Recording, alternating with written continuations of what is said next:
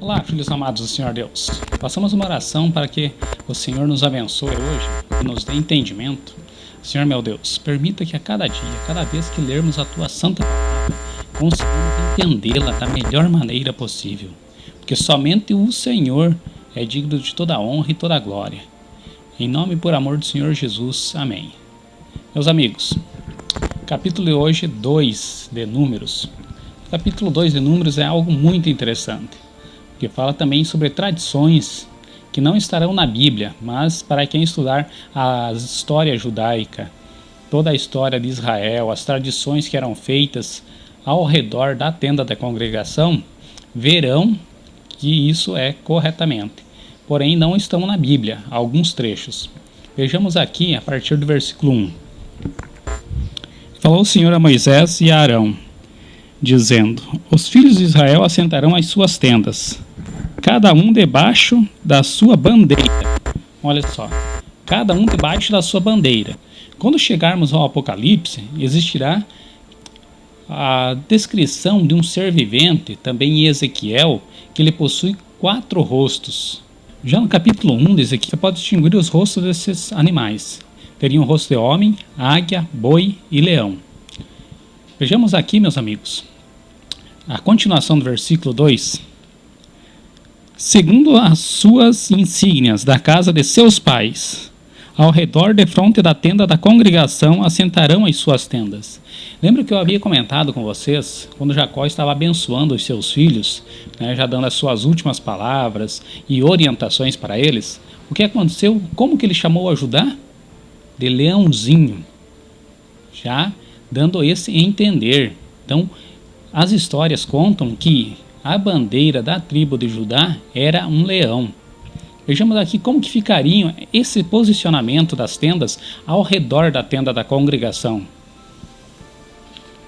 Versículo 3. Os que se assentarem às suas tendas da banda do oriente para o nascente serão os da bandeira do exército de Judá, segundo os seus esquadrões, e Naasson, filho da Aminadab, será príncipe dos filhos de Judá. Ou seja, então naquela posição, próxima à tenda da congregação, para aquela direção, seriam todos de Judá. E quem mais? Porque são 4 as bandeiras. 12 dividido por 4 seriam 3, ou seja, grupamentos de cada 3 tribos para cada bandeira. Quem mais seguiria Judá? Versículo 5. E junto a ele assentará as suas tendas a tribo de Issacar. Versículo 7. Depois a tribo de Zebulon. Então era Judá, era o comandante da tribo de Issacar e de Zebulon. E o próximo grupamento, qual seria? Versículo 10. A bandeira do exército de Ruben, segundo os seus esquadrões, estará para a banda do sul. Versículo 12. E junto a ele assentará as suas tendas a tribo de Simeão. Versículo 14. Depois a tribo de Gade.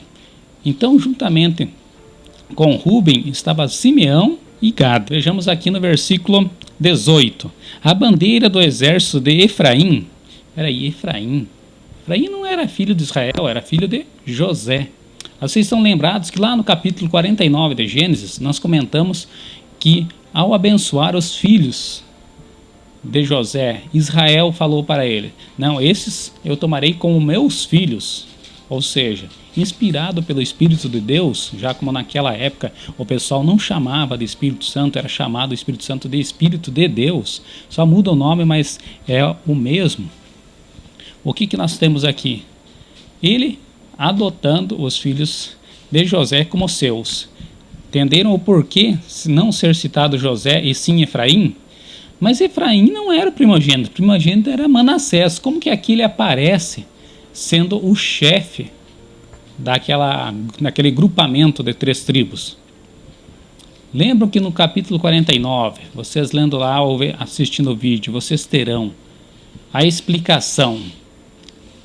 Quando ele foi abençoar, ele estava abençoando primeiro Efraim, mas não foi bom aos olhos de José. Não, meu pai, esse é o Manassés, que é o primogênito, abençoa ele primeiro. Mas o próprio Israel diz: abençoarei ele, porque deste povo, ele mesmo não sendo o primogênito, ele será maior. Então está aqui a explicação. Vejamos a seguir.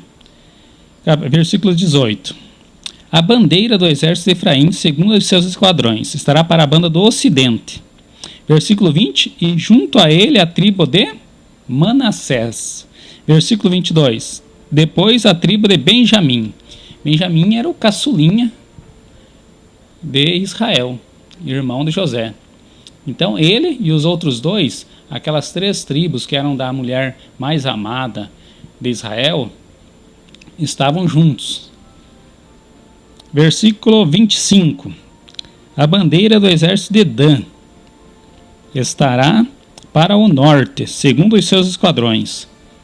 Dan, a gente sabe que foram feitos comentários que ele não era uma pessoa muito boa aos olhos nem de Israel, já que comentou que ele era como uma cobra que atacava os cavaleiros por trás. Quem seguia ele? Sobrou outras últimas 2 tribos, versículo 27. E junto a ele assentará as suas tendas a tribo de Asser.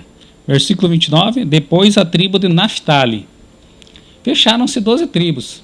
Como assim 12 tribos? Se o José foi dividido em 2, Efraim e Manassés, então seriam 13. Quem está faltando? A tribo que era separada do Senhor. É uma tribo que era santa. Os levitas. Eles não tinham herança, como já vimos, não tinham muitas opções, como já vimos, iguais aos outros, não poderiam trabalhar em muitas coisas, porque a principal função de toda a congregação era deles. O que sobra para eles? Eles cuidar de todo o tabernáculo, cuidar das ofertas diárias, dos sacrifícios diários e principalmente do dia da expiação, o 10º dia do 7º mês. Essa tribo era mais do que abençoada, essa tribo era santificada pelo Senhor. Vejamos no versículo 33. Mas os levitas não foram contados entre os filhos de Israel, como o Senhor ordenara a Moisés. E os filhos de Israel fizeram conforme tudo que o Senhor ordenara a Moisés. Assim, assentaram o arraial segundo as suas bandeiras. E assim marcharam, cada qual segundo as suas gerações, segundo a casa de seus pais. Meus amigos, espero ter conseguido explicar um pouquinho mais para vocês a respeito de, principalmente, o que seriam essas uniões, essas tribos, já como é tradição, o que eles utilizavam nessas bandeiras e o que veremos futuramente é importante para nós começarmos a entender, abrirmos nossa mente para o que o Senhor tem no céu para todos nós, o seu reino celestial e as coisas simbólicas que temos aqui para podermos entender as coisas reais que existem lá. Meus amigos, fiquem com o Senhor Deus, até a próxima.